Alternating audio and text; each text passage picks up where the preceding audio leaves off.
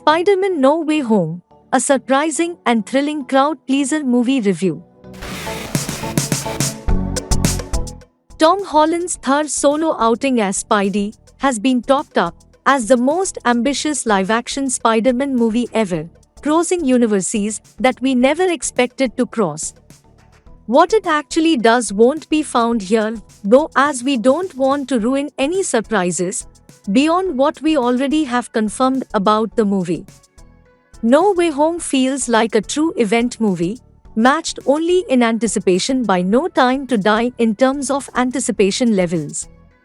If the record-breaking pre-sales are anything to go on, it's a movie that fans feel they have to see on the big screen before it gets ruined for them. So if all you want to know is whether it lives up to the hype, we can safely say that it absolutely does. There are minor quibbles to be had as No Way Home weaves an epic web, but Spider-Man fans, and blockbuster fans in general, will be fully satisfied once the credits roll. Picking up straight from Far From Home's dramatic cliffhanger, Spider-Man No Way Home sees Peter Parker, Holland, deal with the direct consequences of having his superhero identity revealed to the world. It doesn't just hurt him, but also anybody associated with him such as MJ, Zendaya, and Ned, Jacob Butler. Fortunately, Peter knows some powerful people, and he searches out Doctor Strange, Benedict Cumberbatch, help to make the world forget.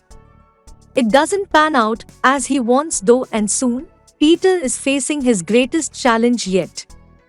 That's about as far as we can delve into the plot for fear of spoilers.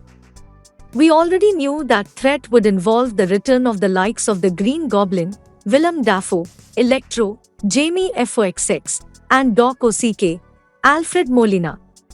It had led to fears that No Way Home would feel as overstuffed as Spider-Man 3. But while we won't go into specifics, there is no need to fear there. Unlike the previous Spidey threequel, the multiple villains are combined into one story, rather than being disparate threats that Peter has to face. After 2 movies living in Iron Man's shadow though, it is a bit of a shame that in his third solo outing, it still feels like Holland's Spider-Man isn't the main focus of his own movie. That isn't to say that Holland doesn't get plenty to do in No Way Home, with the movie giving him his richest material yet. We get to see sides of Peter that we haven't seen before in the MCU, as he tackles moral dilemmas and consequences of his actions. It's almost a shame when the multiversal madness kicks in, as you want more exploration of his unmasking. But what multiversal madness it is! Director John Watts stages terrific set pieces that vary in scope and scale, delivering blockbuster-sized superhero thrills and grounded emotional weight.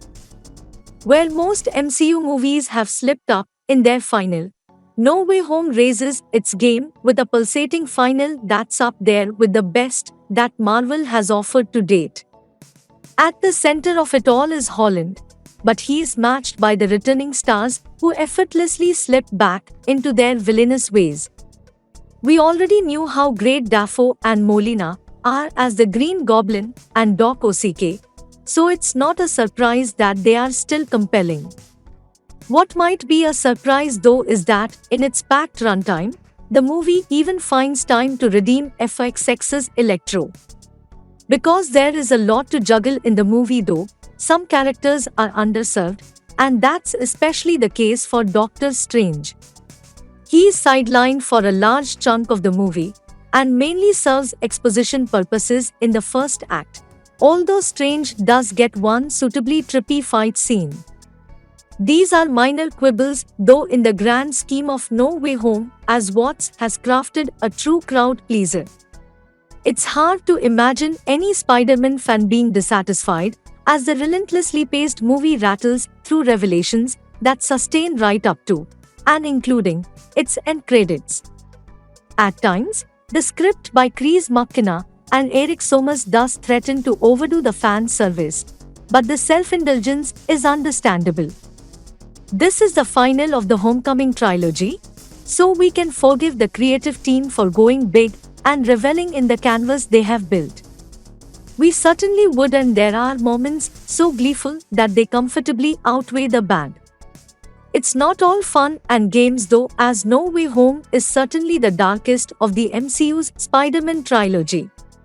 Crucially, these emotional beats aren't undercut with a gag as Marvel movies often do.